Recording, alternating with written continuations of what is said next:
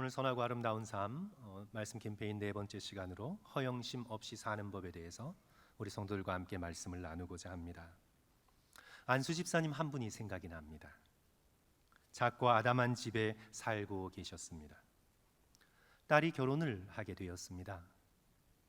결혼 날짜가 잡히자 급하게 집을 팔고는 4,000 스퀘어핏이 넘는 2층짜리 큰 집을 장만하였습니다.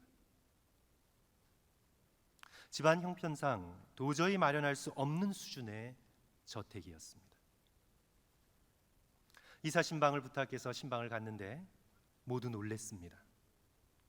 너무 크고 의리의해서 아니 도대체 이 안수 집사님이 갑자기 무슨 돈이 있어서 이런 집을 장만하셨을까 모두 궁금해했습니다.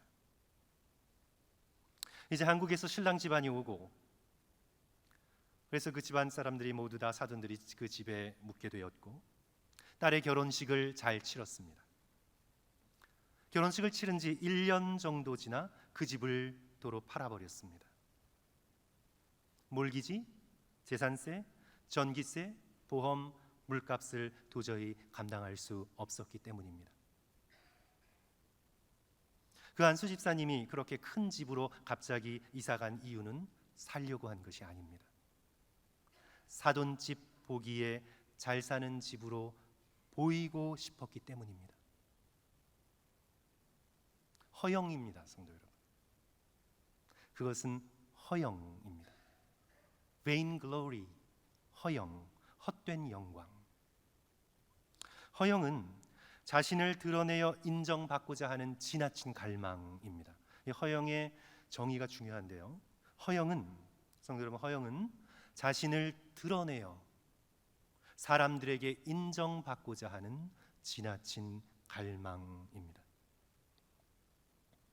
앞서 말씀드린 안수 집사님은 자신을 부자로 드러내어, 부자가 아닌데도 부자로 드러내어 사돈 집안에 인정받고자 하는 지나친 갈망을 가진 것입니다. 물질만이 아니라 지식, 외모, 집안, 내가 이룬 성공 등 모두 자신을 드러내어 인정받고자 하는 허영의 수단이 될 수 있습니다.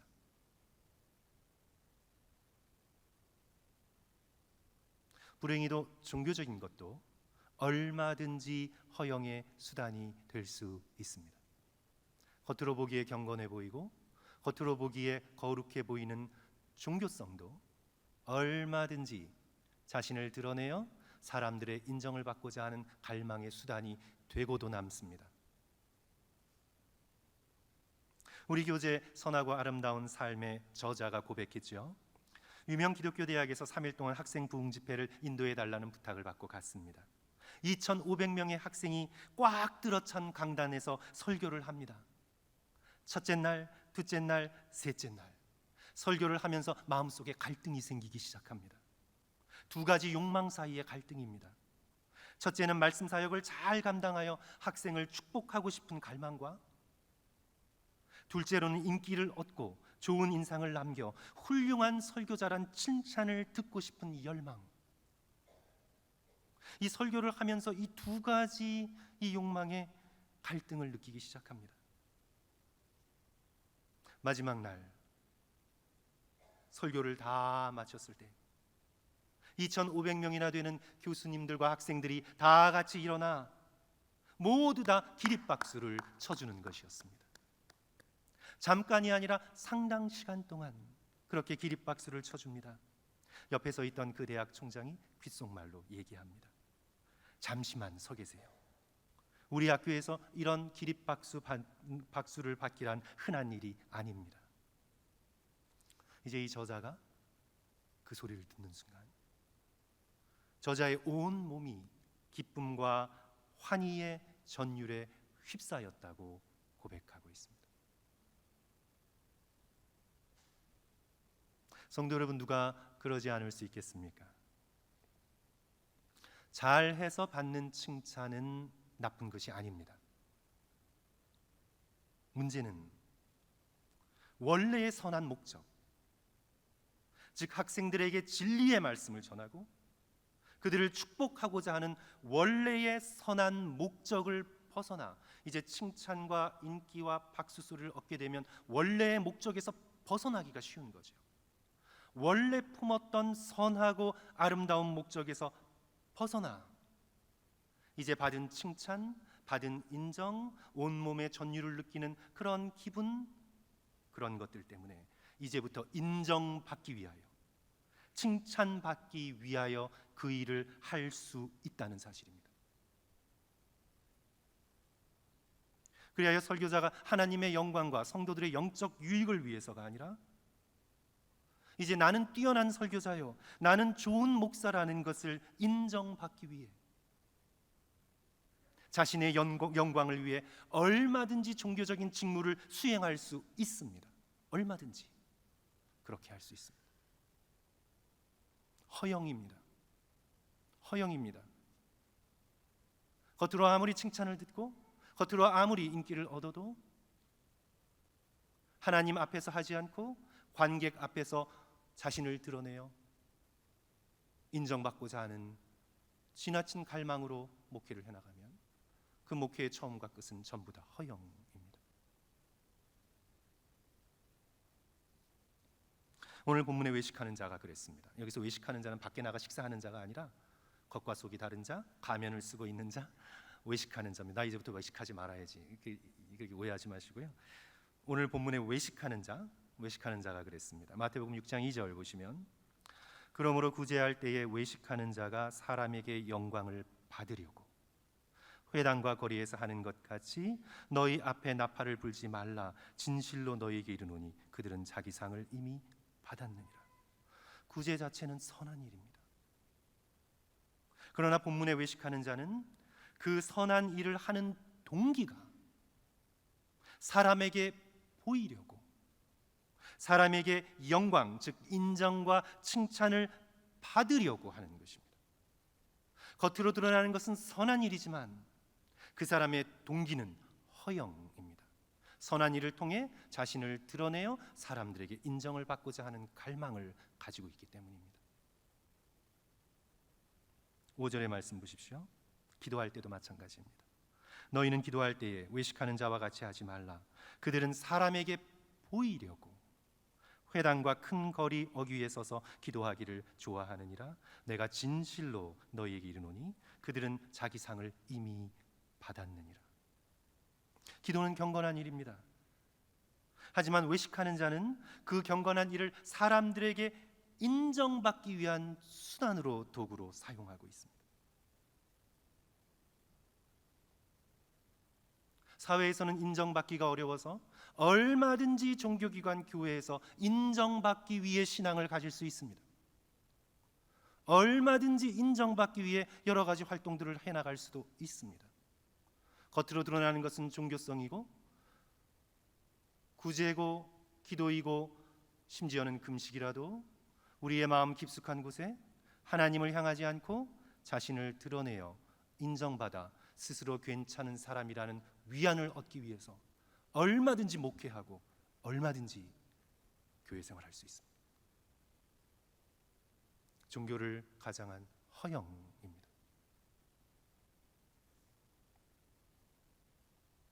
그렇다면 성도 여러분, 우리는 어떻게 허영심 없이 살아가는 법을 배울 수 있을까요? 오늘 아침 두 가지로 성도 여러분과 함께 말씀을 나누기를 원하는데, 우리의 유일한 관객 되시는 하나님 앞에서 살아가겠다 결단하셔야 합니다. 사람을 내 인생의 관객으로 삼으면요, 허영에 빠지게 됩니다. 6장 1절 다시 봅니다. 사람에게 보이려고 그들 앞에서 너희의 의를 행하지 않도록 주의하라. 사람을 관객으로 삼고 있는 거죠. 세상을 관객으로 삼고 있는 것입니다.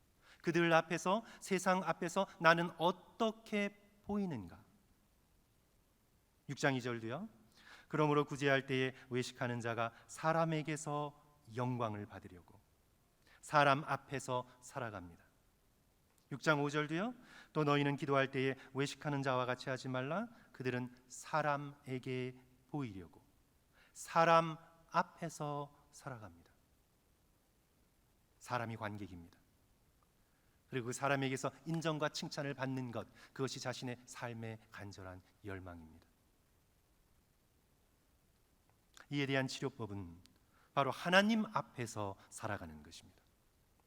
우리 개혁주의가 끊임없이 강조하고 있는 코람 데오, 하나님 앞에서, 코람 호미니부스, 사람 앞에서가 아니라 코람 데오, 하나님 앞에서 무엇을 하든지 어디에 있든지 언제나 하나님 앞에서 내 인생의 유일한 관객 되시는 하나님 앞에서 인생을 살아가는 것입니다. 하나님께서 뭐라고 말씀하시는가? 하나님께서 기뻐하시는가? 하나님께서 내 삶을 향해 가지고 계시는 계획에 나는 맞춰 살고 있는가? 내 인생의 관객 되시는, 유일한 관객 되시는 하나님 앞에서 인생을 살아가는 것이지, 하나님을 내 인생 구석에 몰아놓고 사람과 세상 앞에서 내가 그럴듯한 삶을 산다고 인정받기 위하여 인생을 살아가는 것은 허영에 가득 찬 삶임을 우리는 깨달아야 합니다.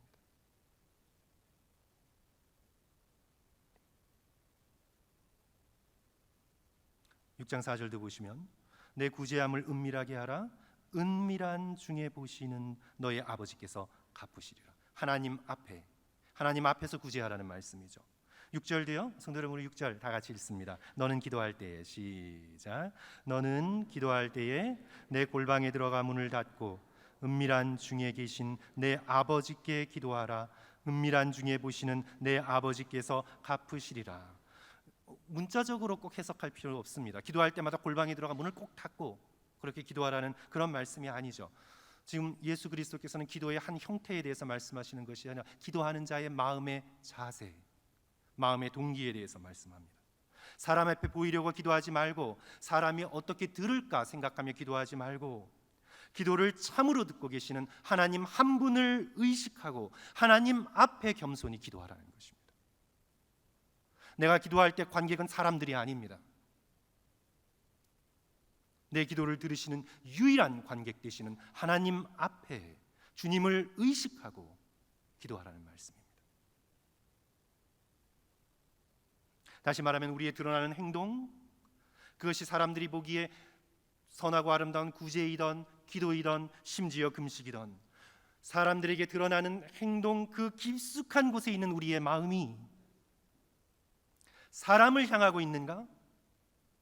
아니면 하나님을 향하고 있는가? 사람을 향하고 있다면 사람에게서 받은 칭찬으로 이미 상은 다 받았습니다.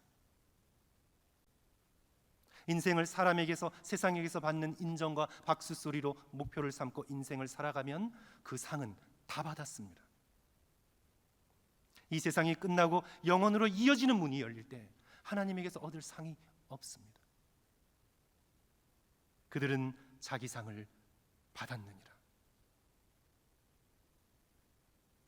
그러기에 6장 1절 후반부 또 반복돼서 나오죠. 하늘에 계신 너희 아버지께 상을 받지 못하느니라.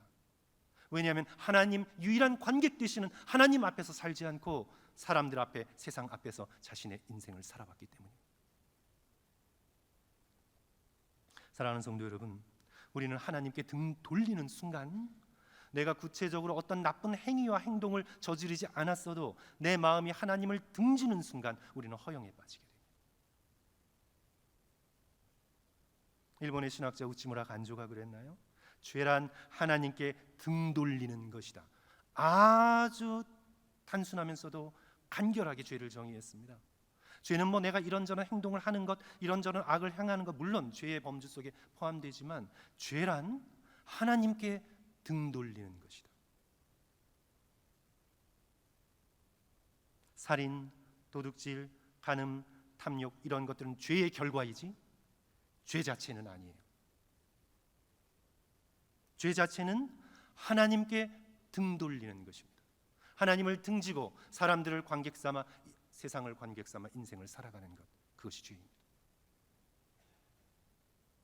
하나님께 등 돌릴 때 우리는 우리를 바라보시는 하나님의 시선을 놓치게 되고 세상과 사람 앞에 잘 보이려고 살아가게 됩니다.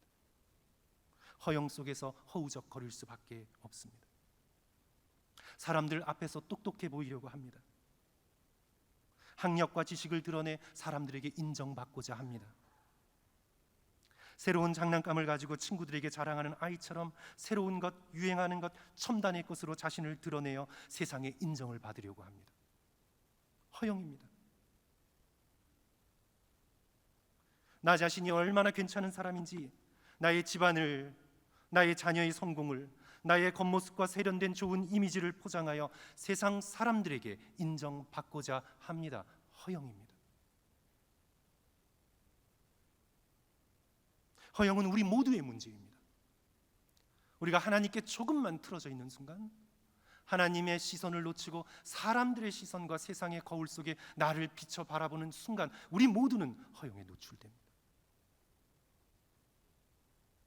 그러기에 허영을 버리는 첫걸음은 하나님을 바라보는 것입니다. 다시 마음을 돌이켜 나를 바라보고 기다리고 계시는 하나님께로 향하는 것입니다. 내 마음, 내 심령, 내 중심을 꿰뚫어 아시는 하나님, 내가 다른 무엇이 되지 않아도 예수 그리스도의 십자가의 무한하신 사랑으로 나를 용서하시고 자녀 삼으시고 받으시고 품어주신 나의 구세주, 나의 예수 그리스도, 조건 없이 나를 품어주신 하나님을 바라볼 때 우리는 자신을 포장할 아무런 이유를 찾지 못합니다. 있는 그대로 진실되게, 있는 그대로 겸손하게 하나님 앞에서 살아갈 용기를 얻게 됩니다. 그러므로 사랑하는 성도 여러분, 허영이 가득한 세상에서 다시 한번 하나님을 바라보며 하나님을 내 인생의 유일한 관객으로 삼으시는 저와 성도 되시기를 주님의 이름으로 간절히 축원합니다. 둘째로, 우리가 어떻게 허영심 없이 살 수 있을까? 첫 번째 말씀드린 것과 결국은 같은 얘기인데요, 사람의 평가에 초연할 수 있는 능력을 간구해야 합니다. 저를 포함해 대부분의 사람들은, 대부분의 우리는 사람의 평가에 굉장히 예민합니다. 하나님의 시선에는 둔하고 사람의 평가에는 예민합니다. 하나님이 지금 나를 어떻게 바라보고 계시는지, 나를 얼마나 사랑하시는지, 나를 향한 하나님의 뜻과 선하신 계획은 어떤 것인지, 하나님에 대해서는 우리는 너무 둔감하고, 사람들이 나를 바라보는 눈빛, 이 세상의 거울에 비친 내 모습, 사람들에겐 너무 예민해요. 오늘 본문에 등장하는 이 외식하는 사람들을 보십시오. 이들은 구제를 해도 사람들이 나를 어떻게 생각하나, 이들은 기도를 해도 사람들이 나를 어떻게 바라보나, 심지어 금식을 해도, 성도 여러분, 금식이 무엇입니까? 이 세상의 헛된 욕망을 죽이고 오직 하나님만으로 자신을 채우는 것이 아닙니까? 그러나 그런 금식을 해도 사람들이 나를 경건하다고 보아줄까? 오늘 여기 본문에 등장하는 외식하는 자들은 사람들의 평가가 전부입니다. 왜냐하면 사람들을 자신의 관객으로 삼고 살아왔기 때문입니다. 사람들의 박수 소리에 하늘을 날고, 사람들의 한마디의 비판 소리에 나락으로 떨어지고, 도무지 뿌리 없이 사람들이 나를 어떻게 바라보나, 나에게 어떻게 칭찬하나. 성도 여러분, 사람들이 칭찬하나 비판하나 나의 나된 모습은 변함이 없어요. 나의 나된 모습은 그대로 있는 거예요. 사람이 칭찬한다고 해서 내가 좀 더 좋은 사람이 되고, 사람이 나를 비판한다고 해서 내 가치가 떨어지는 게 아니에요. 나는 하나님 앞에 그대로 있는 존재예요. 그런데 우리는 사람들에게 너무 예민해서, 사람들이 나에게 칭찬의 말을 해주면 내가 뭔가 좋은 사람이 된 것 같은 착각에 빠지고, 사람들이 나에 대해서 뭔가 손가락질하거나 비판을 하면 내가 형편없는 사람인 것처럼, 나락에 떨어진 것처럼 느끼고,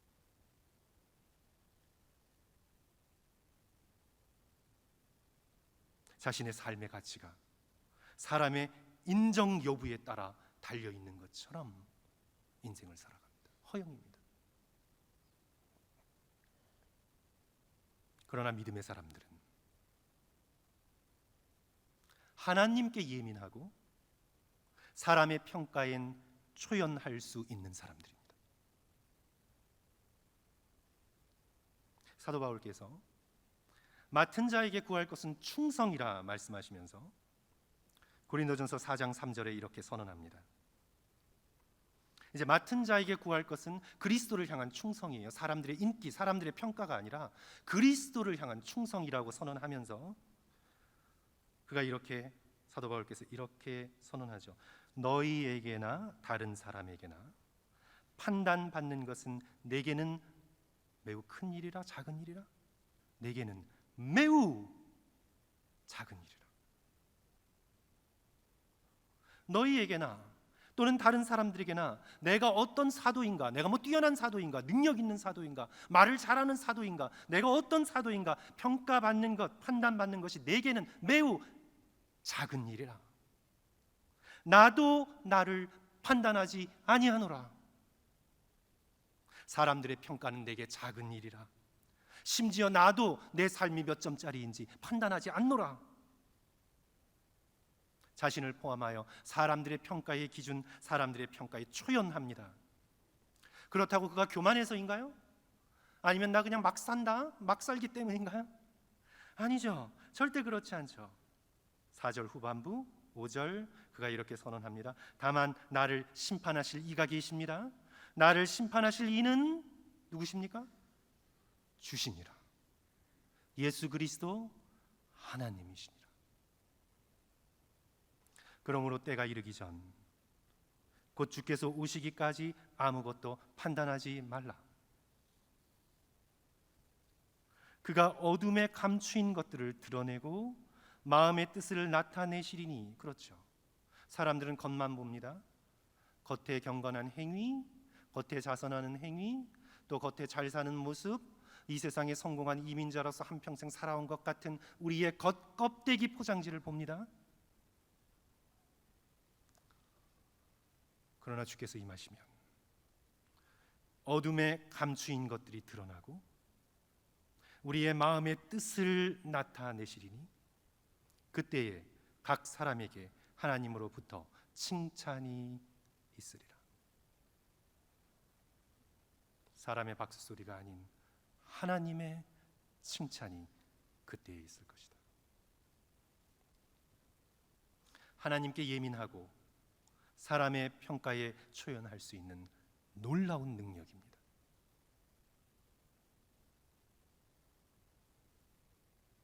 기독교 철학자 레베카 드 영이 허영이라는 책을 지었는데 거기서 이제 기원 후 3세기 4세기 이집트 그리고 또 시내 광야에서 세상의 영광을 등지고 하나님 앞에 성결한 삶을 살기 위해 애썼던 그런 교부들이 있었는데 그런 교부들로부터 전해져 내려오는 이야기를 우리들에게 들려줍니다. 한 형제가 이집트의 아빠 마카리우스를 찾아와서 이렇게 말합니다. 아빠요, 아버지요, 그런 말인 것 같아요. 제게 한 말씀만 해주십시오. 아빠 마카리우스가 말합니다. 공동묘지에 가서 죽은 자들을 욕하거라. 그 형제는 시키는 대로 가서 공동묘지에 욕하고 침뱉고 돌아와 내가 그렇게 했다고 말합니다. 아빠가 묻기를 그들이 너에게 무슨 말을 하더냐? 아닙니다. 아무 말도 하지 않았습니다. 그래? 그러면 너는 내일 다시 가서 이번에는 칭찬을 해주거라. 그 형제는 다음 날 가서 칭찬을 해줍니다. 사도들이여, 성인이여, 거룩한 의인들이여. 그리고 돌아와서 말합니다. 분부하신 대로 칭찬했습니다. 그들이 너에게 대답하더냐? 형제가 아니라고 말합니다. 그러자 아빠 마카리우스가 이렇게 말합니다. 내가 그들을 모욕해도 대답하지 않았고 내가 그들을 칭찬해도 말하지 않았다. 그러니 너도 구원받고 싶으면 그들처럼 죽은 자가 되라. 죽은 자처럼 사람들의 조롱이나 칭찬에 주의를 기울이지 말거라. 너도 세상에 대하여 죽은 자가 되라. 큰 가르침입니다. 성도 여러분, 우리는 세상에 대해서 너무 살아 있습니다. 사람들의 평가와 비판에 대해 우리의 마음은 그냥 너무나 살아 있습니다. 조그만 칭찬에도 하늘을 날 것 같고 조그마한 비판에도 바닥에 떨어질 것 같아 우리는 세상에 사람들의 평가에 너무나 펄펄 살아 뛰어 반응합니다. 하지만 하나님에 대해서는 반응하지 않습니다.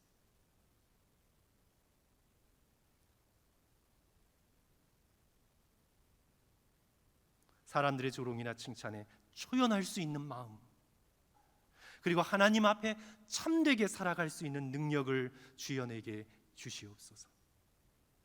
이렇게 기도할 수 있는 저와 여러분 되시기를 주님의 이름으로 간절히 축원합니다.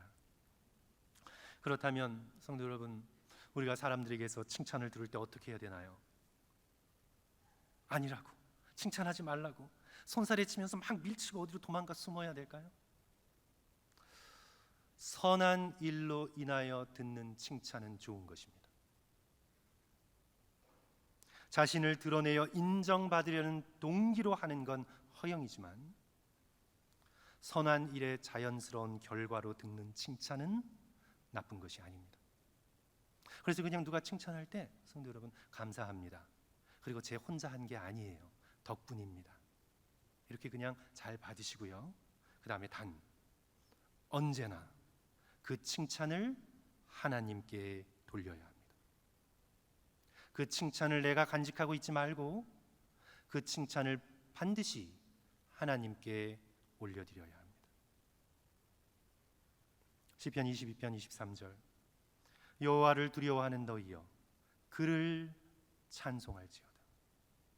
야곱의 모든 자손이여 그에게 영광을 돌릴지어다. 마더 테레사는 자신에게 감사하러 오는 사람에게 늘 십자가를 가리키며 내가 아니라 그분께서 하셨습니다.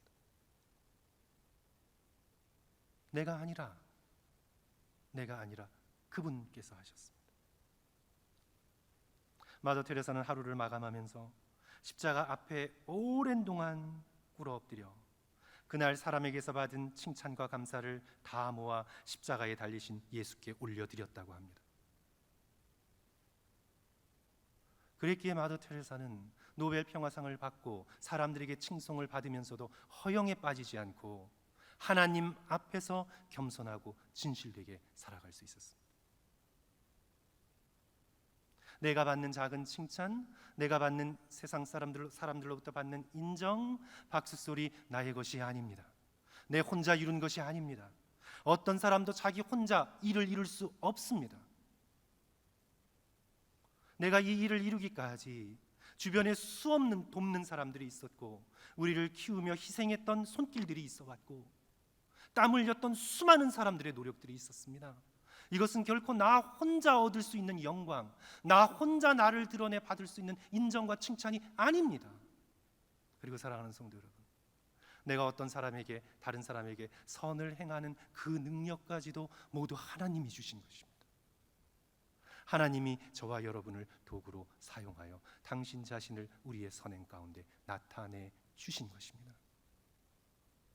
모든 영광은 하나님께 있습니다. 모든 권세와 모든 존귀와 모든 영광은 그리스도의 것입니다.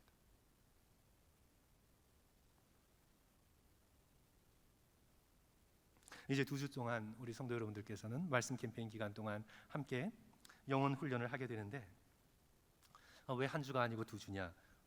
다음 주일 말씀 부흥회로 모이잖아요. 성도 여러분 기억하시고요. 그래서 이제 한 주를 건너뛰게 됩니다. 한 주 정도는 우리가 말씀 캠페인을 잠깐 쉬게 되는데 물론 오늘 오후 성경 공부, 이번 주중 성경 공부 있는 것 착각하지 마시고요. 그래서 우리 한 주를 더 벌었는데 이제 2주 동안 허영심 없이 사는 법을 배우기 위하여 은밀한 섬김을 실천해 보는 것입니다. 은밀한 섬김. 허영의 특징은 자신을 드러내어, 그렇죠? 자신을 드러내어 인정받고자 하는 지나친 갈망이지 않습니까? 그래서 허영은 뭐든지 알리려고 합니다. 숨기면서도 두려워요. 이게 숨겨질까 봐. 그냥 알려졌으면 좋겠어요. 네? 그래요. 우리는 그래요. 우리는 허영에 다 노출되어 있는 정말 연약한 존재이기 때문에 우리는 비밀을 지키려고 하면서도 알려지기 원해요. 우리가 참 복잡한 존재죠. 허영은 그렇게 드러내려고 해요. 다 드러냅니다. 그래서 이 허영에 반대되는 영적인 훈련이 숨김, 은밀함이에요. 은밀함. 자신을 일부러 드러내지 않는 것입니다. 오늘 본문에서 4절, 내 구제를 은밀하게 하라. 은밀한 중에 보시는 하나님께서 갚으실 것이라. 6절 기도에 대해서도 은밀한 중에 계시는 내 아버지께 기도하라. 이제 우리 본문은 벗어나 있지만 18절 금식에 관한 예수님의 가르침에서도 은밀한 중에 보시는 하나님께서 내 금식을 갚아주실 것이다. 은밀함이 강조되죠. 심지어는 너 자신에게도 숨겨라. 오른손이 하는 것을 왼손이 모르게 하라. 내가 착한 일을 했어요? 언제? 그랬던가? 너 자신에게 대해서도 너가 한 선행을 숨겨라. The discipline of secrecy. 은밀함의 훈련이죠. 오늘 교재 우리 69페이지에 나와 있는데 성도들께서 함께 읽으시면서 우리 교재는 이제 일주일 동안 은밀한 섬김을 5가지 하라 그러는데 제가 보니까 숙제를 좀 줄어들여야 될 것 같아요. 왜냐하면 부흥에 나오셔야 되잖아요. 그렇죠? 또 은밀한 섬김하다가 부흥에 못 나오셨다 그럴까봐 3가지로 제가 줄일게요. 자, 이제 2주 동안 성도 여러분 2주 동안 은밀한 선행 3가지를 실천해 보십시오. 꼭 은밀하게 하겠다고 해서 괜히 남의 집 들어가다가 오해받지 마시고 나와 피할 수 없으면 당사자까지는 알아도 괜찮아요. 나와 당사자 그리고 하나님 이렇게 아는 선행, 작은 선행 뭐 크고 대단한 게 아니라 우리의 인간의 사람의 마음을 감동시키는 것은 작은 것들입니다. 작은 선행 3가지를 꼭 실천하세요. 가족도 괜찮아요. 평소에 늘 아내가 밥하고 청소했다면 기쁜 마음으로 청소하면서 불평하지 말고 기쁜 마음으로 청소하고 식사 준비하고 그것도 선행이고요. 아니면 어려움에 처한 사람을 만나 잘 들어주는 것, 성도 여러분 이 경청도요 굉장히 큰 선행입니다. 그 사람의 입장에서 그 사람의 마음을 잘 들어주는 것, 내 말만 쏟아놓지 말고 잘 들어주는 것 굉장한 선행입니다. 물질을 주는 것 못지않게 시간을 나누는 것도요 엄청난 선행이에요.